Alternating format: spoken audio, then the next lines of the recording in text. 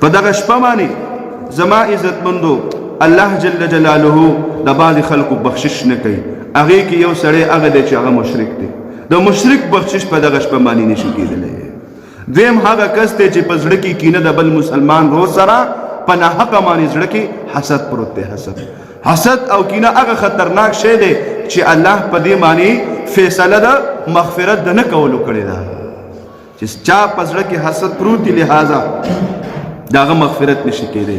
نو د دې شپې نه مخکې خپل کینه حسد ختم کو.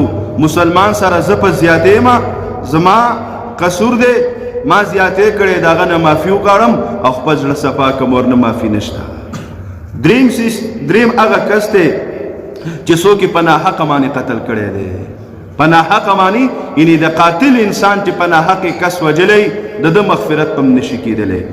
نمبر 4 هغه کس چې هغه د رشته دارو سره وچ په ناحقه باندې تعلق ختم کړی او رشته داري ورسره پرېښي، غم خادي ورسره نه کوي، وچ په ناحقه. بل هغه کس چې د تکبر په وجه باندې پیسې د خپلو ګیټو د پاسه ساتلي یا د ګیټو د لاندې کړي او تکبر کوي، د دغه انسان مغفرت په دغه شپه باندې نشي کېدی. زما عزتمندو د تکبر او د لویۍ نه موږ او تاسو ځان وساتو. ګورې دا څادر د الله دی او څوک چې د الله څادر ته لاس واچوي هغه انسان الله په دنیا او په آخرت باندې ذلیل او رسوا کوي. او ګورې رومبې تکبر هغه شیطان کړی و. الله قرآن کې فرمایي ابا، انکار یې وکړو، واستکبره او څه یې وکړو، تکبر یې وکړو. نو چې څوک تکبر کوي د الله جل جلاله د صف نه به وځي او د شیطان په صف کې به ودرېږي. په تکبر باندې ګورې رسول الله صلی الله علیه وسلم فرمایي وایي په چا کې چې د سور میږي عمره تکبر وي د دې انسان الله مغفرت نه کوي. سور میږي څومره یې ورکوټې سور میږي. نو موږ او تاسو تکبر بیا په دوه قسمه دی. یو په ظاهر کې موږ ځان یو په ظاهري پته نه لګي، خو په زړه کې دننه ځان ته څه وایي. دا ډېر دا خطرناک تکبر دغه دی. ولې چې دا ستا او د الله معامله ده، ته د الله په دربار کې ځان داسې داسې کوي.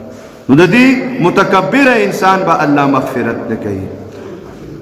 او بل د مور او پلار نافرمانه، چا چې د مور او پلار نافرمانی کړي د هغې مغفرت به نه کېږي. په سوشل میډیا باندې به تاسو مونږه کتلی دی هغه هلک چې پلار یې شتی او مور یې شتی ده که نه.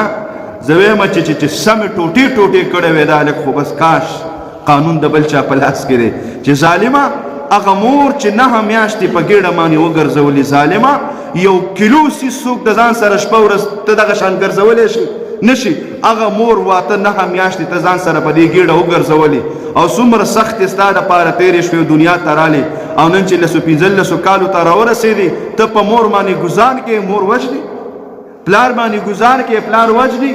خو دې کې اهم غلطي د مور او پلار ده چې چاله دیني تربیت ورنه کړی شي دغه شانتې حل به کوي.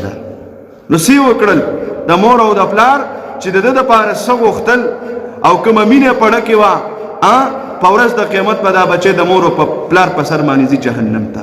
او په دنیا کې یاد ساتئ ګورئ زما عزتمندو حدیث پاک کې راځي چې هر څه باره کې الله صبر کوي په دنیا کې، خو مور او پلار سره چې څوک زیاتې وکړي الله دې په دنیا کې بدل اخلي. ګورئ ورته ښایي چا د مور او پلار سره ظلم کړی، د مور او پلار خبرې نه ده منلې، په دنیا کې به الله دا بدله اخلي ورته به ښایي چې داسې دې کړي تا سره داسې وشو. نو د مور او پلار د نافرمانه هم به په دې شپه باندې مغفرت نه کېږي. او بل څوک چې همیشه دپاره شراب څکي د شرابي انسان به مغفرت په دغه شپه باندې نه کېږي. الله جل جلاله دې مال او تاسو له په دې باندې عمل کولو توفیق را نصیب کړي او الله جل جلاله دې زموږ ستاسو ټول بخشش نصیب کی.